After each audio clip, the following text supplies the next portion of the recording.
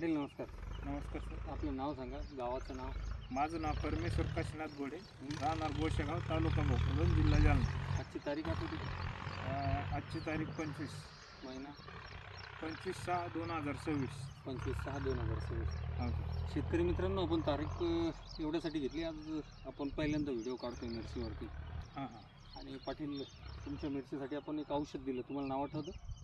हां व्हायरोकिंग. व्हायरोकिंग. त्याचे तुम्हाला काय परिणाम जाणवले किंवा काय फरक जाणवला? परिणाम असा होता की आमची मिरची लागवड केलेली होती ना, याच्यात थोडा व्हायरस आलेला होता. म्हणजे व्हायरस म्हणजे नेमकं काय? हे अशी पानं मुरजलेली होती त्याची. हां.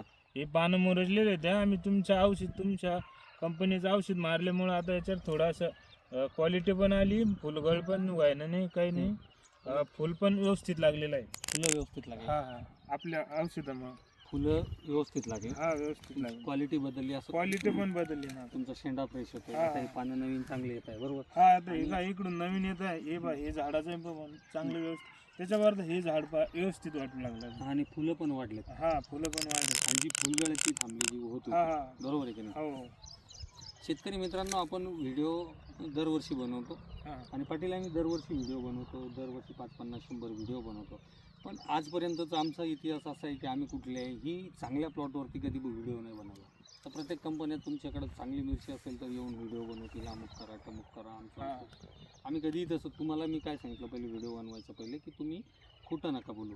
आणि शेतकरी मित्रांनो, मी प्रत्येक व्हिडिओमध्ये ही एक गोष्ट सांगत आलो. आता यांचं नाव तुम्ही ऐकलं, देशमुख साहेब गोशेगावचे. तुम्ही येऊन बघू शकता यांच्या प्लॉटवरती, आणि ते प्रत्यक्ष येऊन बघा. ते आम्ही त्या गोष्टी करत नाही कुठल्या, की आमच्यासाठी व्हिडिओ किंवा कंपनीचं नाव मोठं होण्यासाठी व्हिडिओ किंवा औषध चांगलं असावं याच्यासाठी व्हिडिओ बनवतो. मी तुम्हाला आल्या ही गोष्ट बोललो की पाटील, जरा रिझल्ट असतील तेच सांगा, खराब असेल तर खराबही सांगा. कारण आम्ही तसेच व्हिडिओ अपलोड करतो. काय होतं असं की तुमच्या खोटं बोलण्यामुळं बाजूचे 4 शेतकरी बसतात. त्यांना वाटतं की नाही, हा ना, समोरचे नाराज होते ना खोटं बोलून. नाही, त्यांना काय माहिती तुम्ही खोटं बोलताय की खरं बोलताय. पण मी प्रत्येक वेळेस हीच एक गोष्ट सांगत आलो शेतकऱ्यांना, की आपण जे बोलू ते प्रामाणिकपणानं बोला. कारण आपण शेतकरी आहोत. आणि शेतकरी मित्रांनो, त्याच्यासाठी मी सांगत आलो की खोटं बोलू नका. आपल्यामुळे 4 शेतकरी फसायला नको. आम्हाला मोठं करण्यासाठी तुम्ही दुसऱ्यांना फसवू नका. 4 दिवसाचा रिझल्ट आहे सर हा. तुमच्या समोरच आहे आता. नाही, माझ्यासमोर रिझल्ट आहे. पण आपल्या शेतकरी रिझल्ट आहे म्हणूनच तुम्हाला जर त्याचे परिणाम चांगले जाणवले तर चांगलेच सांगा, चुकीचे सांगू नका. जर चुकीचे जाणवले तर बिलकुल चांगलं सांगू नका. आम्हाला त्याच्याशी आहे बघा, आम्ही काही संतन किंवा कोणी महाराज लोकांनी की आम्हाला काही जगाचा संसार नाही करायचा. आम्हाला आमचाच संसार करायचा आहे. आम्ही काय वाटून द्यायला नाही आलेलो. आम्ही कमवायला येतोय तुमच्याकडं. पण कमवत असताना कुठेतरी आम्हाला ह्या गोष्टीची जाणीव आहे की सगळेच शेतकऱ्याला मारायला आले, सगळेच शेतकऱ्याकडे कमवायला आले. मग कुठेतरी आपण शेतकऱ्याकडूनच कमवायचं आहे, पण त्याला त्याचे चांगले परिणाम देऊन तो शेतकरी समाधानी व्हावा. आणि त्याच्यानंतर जर 2 रुपये कमवत असेल तर त्यात काही चुकीचं नाही, बरोबर? आणि बाकी इतर लोकांसारखं हे सोडा ते सोडा आणि मग असे झालेत तसे खराब प्लॉटवर यायची कोणाची हिंमत होत नाही, बरोबर? आतापर्यंत तुम्ही पहिलंच वर्ष नाही, मागच्या वर्षी म्हणजे तुम्ही आम्हाला जे औषध दिलं ते एकदम चांगलं दिलं. पण मग त्याच्यात तुम्ही सोबत सुद्धा नाही दिलं. इतर दुकानदार देते सोबत, तसं सोबत एक पण नाही दिलं. पेशल मारायला स्पेशल आहे त्याचे चांगले परिणाम. म्हणूनच आम्ही तुम्हाला ते देतो. कारण आम्ही पोट दुखतंय, मग कधी कधी काय होतं, पोट आलसरनं पण दुखतं, जेवण जास्त झाल्यावर दुखतं, भूक लागल्यानंतर दुखतं, आणि अपेंडिक्सनं पण दुखतं. मग मेडिकलवर 4 गोळ्या देतो. आम्ही ते करत नाही.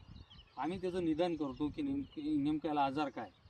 जर अपेंडिक्सनं दुखतं तर अपेंडिक्सवरच गोळी देतो. अन्यथा आम्ही फालतू 4 गोळ्या त्याच्यासोबत लावतच नाही. का तर शेतकऱ्याचं नुकसान त्याच्यातून मोठं होतं. आता शेतकरी म्हणतो मी 700 रुपये पंपापर्यंत टाकी मारली, 1000 रुपये, पण अरे बाबा त्याचे रिझल्ट बोला, त्याचे परिणाम किती चांगले दिसतात. मग वारंवार शेतकऱ्याला कळकळून ही गोष्ट सांगत आलो की तुम्ही ह्या गोष्टी करू नका. रिझल्ट 700 मारलं, 1000 मारलं, 100 रुपयाचीच मारा, पण त्याचे आपल्याला चांगले परिणाम दिसतात का? आपलं पिकं त्यानं सुधारतात का? 1000 रुपयाच्या औषधानं सुधारत नसेल, 100च्या सुधारत असेल तर 100चंच मारा ना. त्यात कोणता मोठेपणा? काय मिळवायचं आहे तुम्हाला 1000 रुपयाचा मारून? काय मिळणार आहे? उलटे तुमचे 900 रुपये गेल्याचं दुःख, बरोबर? मग कुणीही तुम्हाला जर सांगत असेल की माझ्या औषधानं असे परिणाम दिसतील किंवा व्हायरस तुमचा थांबणार आहे, ज्याला आपण याला घुबड्या म्हणू, हा जर थांबणार आहे असं म्हणणार असेल तर सांगा बाबा रे, 1 दे या 2 दे, 4 लावून देऊ नको. आणि थांबत असेल तर ये प्लॉटवरती, तुझ्या समोर मारतो.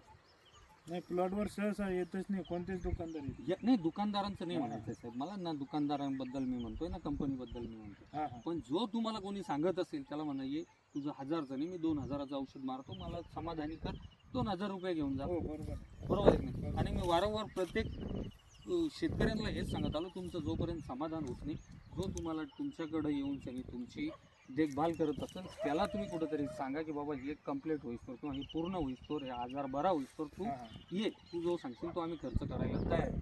जसं की आता आम्ही तुम्हाला 4 दिवसापूर्वी औषध दिलेलं, हो काल तुम्ही स्वतःहून फोन केला की साहेब आता पुढची, हा मी फोन केला होता बरोबर सरांना फोन केला होता की पुढची काय ट्रीटमेंट करू बा आता. बरोबर हा हा हा, की याची काळजी कशी घेतली जाईल जेणेकरून मिरची चांगली होईल, जी हा. आत्ता झाली, आता तुम्हाला जो परिणाम दिसतोय. बरोबर आहे की नाही? हा आणि शेतकरी मित्रांनो अजून एक महत्त्वाचा विषय असा सांगतो, मागच्या वर्षीचे माझे व्हिडिओ तुम्ही सगळे व्हिडिओ उघडून बघा, तुम्हाला सापडेल. मी प्रत्येक व्हिडिओमध्ये एक गोष्ट सांगत आलो होतो की आल्याचे दर 5000च्या खाली येणार नाही.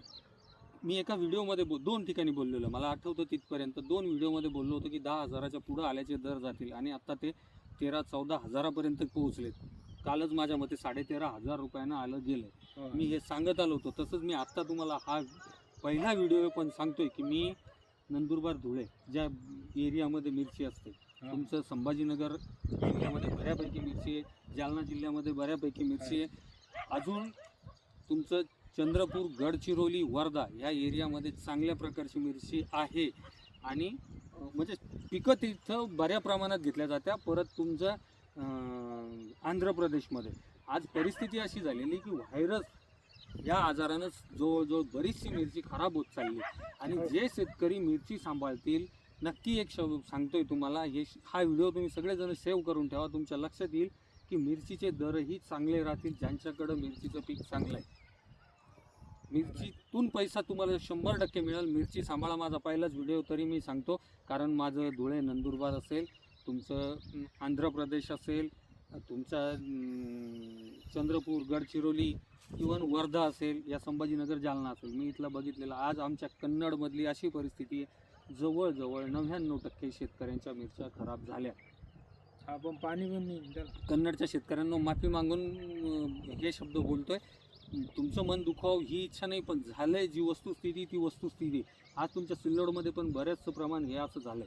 आता तुम्ही सिल्लोड आपलं भोकरदनमधून, हो, सर. तुमच्या भोकरदनमध्येही तीच परिस्थिती झाली की बऱ्याच ठिकाणी बऱ्याचशा मिरच्या खराब झाल्या हो, आणि ते होऊ लागल्या. त्याच्यामुळं मिरचीची काळजी जेवढी घेतल्या जाईल तेवढी घ्या. मिरचीचे दर हे 100% चांगले राहतील. मिरचीचे दर ह्या वर्षी पडणार नाही, कारण कर्नाटकची मिरची सुद्धा खराब झाली. माझे व्हिडिओ राहतील पुढच्या महिन्यामध्ये कर्नाटकचे आणि तेही मिरचीवरचे असतील. तुम्ही बघा, त्यावेळेस तुमच्या लक्षात येईल की कर्नाटकमध्ये सुद्धा मिरची खराब झाली. मित्रांनो, पुन्हा एकदा सांगतो, मिरचीची काळजी घ्या. मिरचीचे दर चांगले राहतील आणि चांगला पैसा बनेल. धन्यवाद.